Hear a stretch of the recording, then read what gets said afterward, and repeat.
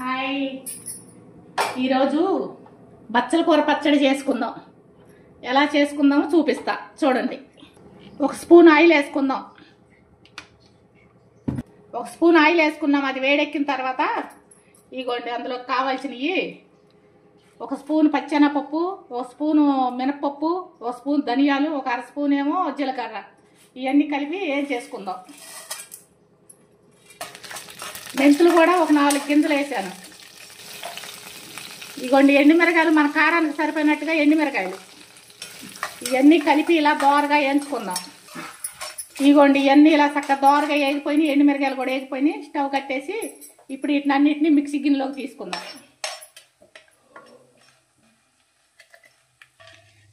ఇవన్నీ ఇలా ఆయిల్ పడకుండా మిక్సీ గిన్నెలో వేసేసి ఇందులోనే కొద్దిగా చింతపండు పెట్టుకోవాలి. నాకాడ చింతపండు గుజ్జు ఉంది, ఒక స్పూన్ అది వేద్దామని చింతపండు పెట్టలేదు. చింతపండు ఇందులోనే ఒక చిన్న నిమ్మకాయ సైజు అంత పెట్టేసి ఏం చేసుకోవాలి, మెత్తబడిపోద్ది. మళ్ళీ స్టవ్ వెలిగించి అదే కళాయి మళ్ళీ పెట్టుకున్నాను. ఇందాక నూనె ఉందమ్మా, ఇంకా నూనె వేయక్కర్లేదు. ఇందులో ఇప్పుడు బచ్చల కూర పెట్టేసుకుందాం. శుభ్రంగా కడిగి పెట్టుకొని నీరంతా వడిలిన తర్వాత ముక్కలు ముక్కలుగా కోసుకున్నాను, కట్ చేసుకున్నా.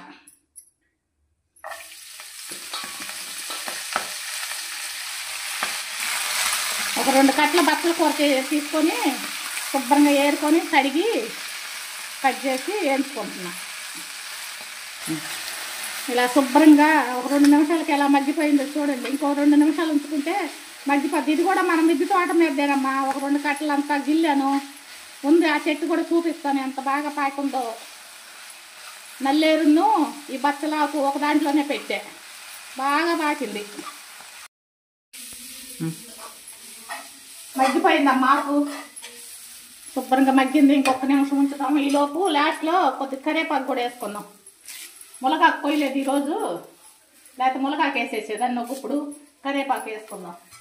మగ్గిపోద్ది, ఒక్క నిమిషం ఉంచితే అయిపోద్ది. కరివేపాకు వేసాము, 1 నిమిషం మగ్గిందిగా కట్టేస్తున్నా స్టవ్. ఒక 7-8 ఎల్లుల్లిపాయ రెబ్బలు, ఉప్పు, కొంచెం జీలకర్ర, కొంచెం చింతపండు గుజ్జు వేసుకుందాం. మిక్సీ పట్టుకొని వచ్చేద్దామమ్మా వీటిని. ఇదిగో ఇలా మిక్సీ పట్టేసాను. ఇప్పుడు ఆ ఆకు కూడా ఇందులో వేసేద్దాం, పచ్చలాకు.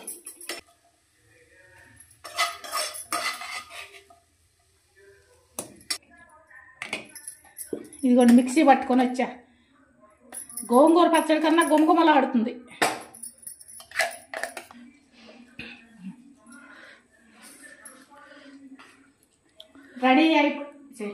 రెడీ అయిపోయిందండి బచ్చల కూర పచ్చడి.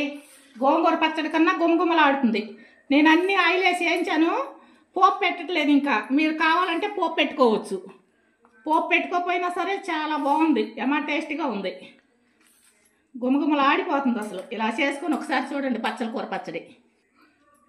అందరూ బచ్చల కూర బంక బంకగా ఉంటుందని ఇష్టపడరు కదా, ఇలా చేసి చూడండి ఒకసారి. అందరూ చక్కగా తింటారు, అసలు బచ్చల కూరే అనుకోరు. పిల్లలకి ఇలా చేసి పెట్టండి, చక్కగా కమ్మగా తింటారు.